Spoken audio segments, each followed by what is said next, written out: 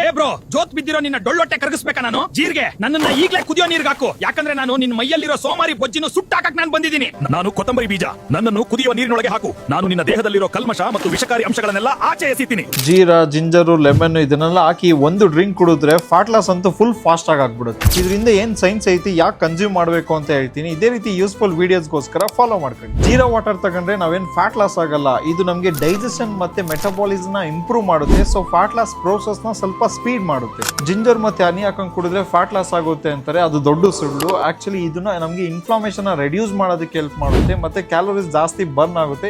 ಇದನ್ನ ಥರ್ಮೋಜೆನೆಸಿಸ್ ಅಂತ ಹೇಳ್ತೀವಿ. ಲೆಮನ್ ವಾಟರ್ ಬೆಳಗ್ಗೆ ತಗೊಂಡ್ರೆ ಫ್ಯಾಟ್ ಲಾಸ್ ಆಗಲ್ಲ, ಇದು ಸುಳ್ಳೆ. ಇದರಲ್ಲಿ ವೈಟಮಿನ್ ಸಿ ಜಾಸ್ತಿ ಇದೆ, ಸೊ ನಮಗೆ ಡೈಜೆಷನ್ಗೂ ಮತ್ತು ಹೈಡ್ರೇಷನ್ಗೆ ಹೆಲ್ಪ್ ಮಾಡುತ್ತೆ, ಫ್ಯಾಟ್ ಲಾಸ್ ಆಗಲ್ಲ. ಈ ಡ್ರಿಂಕ್ಸ್ ಎಲ್ಲ ನಿಮಗೆ ಡೈಜೆಷನ್ಗೆ ಮತ್ತೆ ಬ್ಲೋಟಿಂಗ್ ನ ಅವಾಯ್ಡ್ ಮಾಡೋದಕ್ಕೆ ಹೆಲ್ಪ್ ಮಾಡುತ್ತೆ. ಸೊ ಆಕ್ಚುಲ್ ಆಗಿ ಫ್ಯಾಟ್ ಲಾಸ್ ಆಗೋದು ಒಂದು ಕ್ಯಾಲೋರಿ ಕಂಟ್ರೋಲರ್ ಇರಬೇಕು, ರೆಸಿಸ್ಟೆಂಟ್ ಟ್ರೈನಿಂಗ್ ಮಾಡಬೇಕು, ಸ್ಟೆಪ್ ಕೌಂಟ್ ಮಾಡಬೇಕು, ಸ್ಲೀಪ್ ಟ್ರ್ಯಾಕು ಮಾಡ್ತಾ ಇರಬೇಕು. ಎವ್ರಿ ಡೇ ನೀವು ಈ ರೀತಿ ಡ್ರಿಂಕ್ಸ್ ನ ತಗೊಂಡ್ರೆ ಸಕ್ಸಸ್ಫುಲ್ ಆಗಿ 1 ಮಂತ್ ಅಲ್ಲಿ ಅರ್ಧ ಕೆಜಿ ನಿಂಬೆಹಣ್ಣು, ಅರ್ಧ ಕೆಜಿ ಜಿಂಜರ್ ನ ವೇಸ್ಟ್ ಮಾಡಿರ್ತೀರಾ.